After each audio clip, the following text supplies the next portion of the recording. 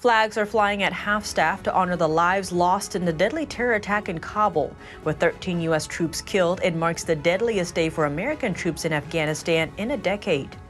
Outrage after news of U.S. officials handing the Taliban a list of American citizens, Afghan allies, and others. The list was to get them into the airport, but some are worried it had the opposite effect.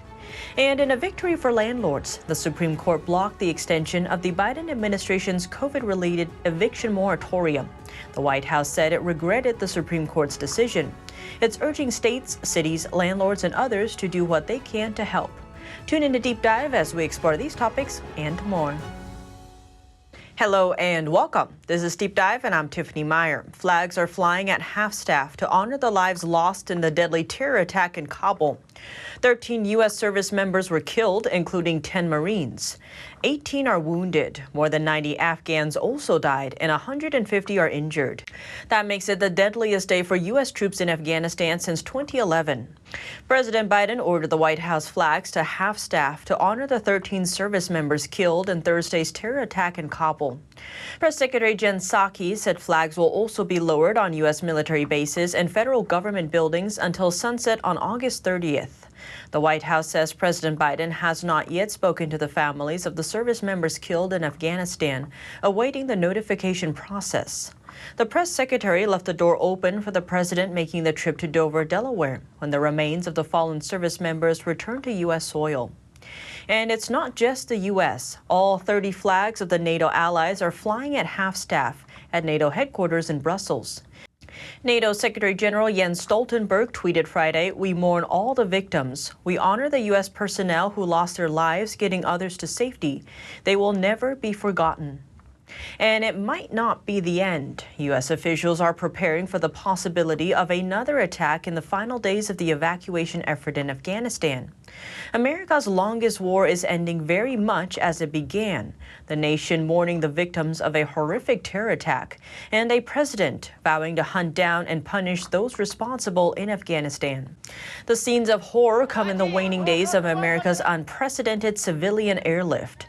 Central Command's General Kenneth McKenzie said that more attacks were anticipated. We believe it is their desire to continue those attacks, and we expect those attacks to continue. And we're doing everything we can to be prepared for those attacks. The bombings targeted many who were trying in vain to get into the Kabul airport and get one of the last evacuation flights. The Taliban condemned the murders and pledged to punish those behind it.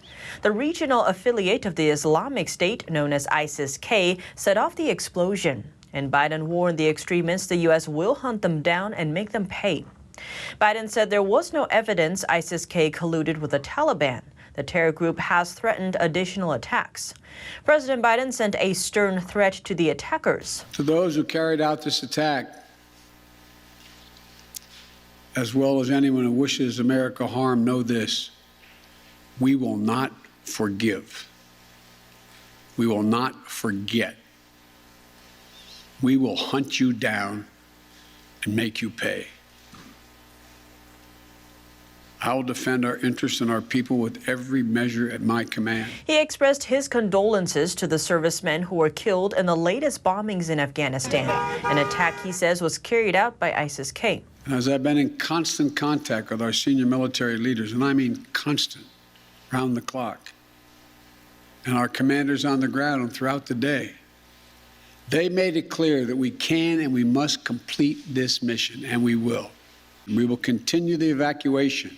Biden said he's ordered officers to plan strikes against ISIS-K assets, leadership, and facilities. These ISIS terrorists will not win. We will rescue the Americans in there.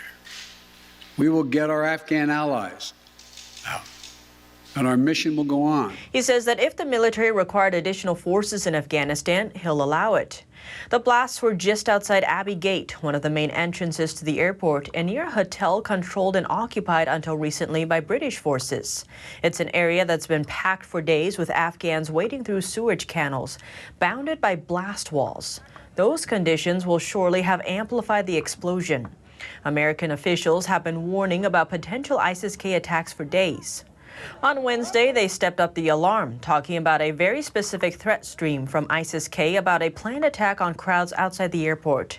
The Americans were killed when in close contact screening and searching evacuees at the Abbey Gate.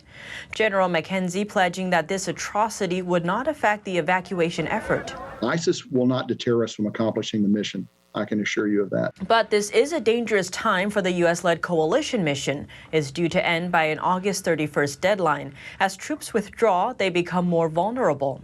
It's damaging for the Taliban, too. Sworn enemies of ISIS-K, they promise the U.S. airport security and safety at home for Afghans. These attacks suggest they have delivered neither. So what do the deadly attacks mean for America's longest war? The former U.S. Secretary of Defense says the U.S. will probably go back into Afghanistan to fight ISIS militants. We're going to have to go back in to get ISIS. We're probably going to have to go back in when al-Qaeda resurrects itself, as they will with this Taliban. They gave safe haven to al-Qaeda before. They'll probably do it again. So, yeah, I understand that we're trying to get our troops out of there, but the bottom line is we can leave a battlefield, but we can't leave the war on terrorism, which still is a threat to our security. Now, whether or not troops will be sent back is a future matter. The current focus is still on getting everyone out. Despite Thursday's attack, the White House says U.S. military aircraft evacuated around 8,500 people between 3 a.m. Eastern Thursday and 3 a.m. Eastern Friday. Coalition flights evacuated another 4,000. That brings the total number of people evacuated via U.S. military and coalition flights to 105,000 since August 14th and 110,600 since late July, per the White House. But amid that, another concern. Biden has not denied the existence of a report that handed over names of Americans to the Taliban.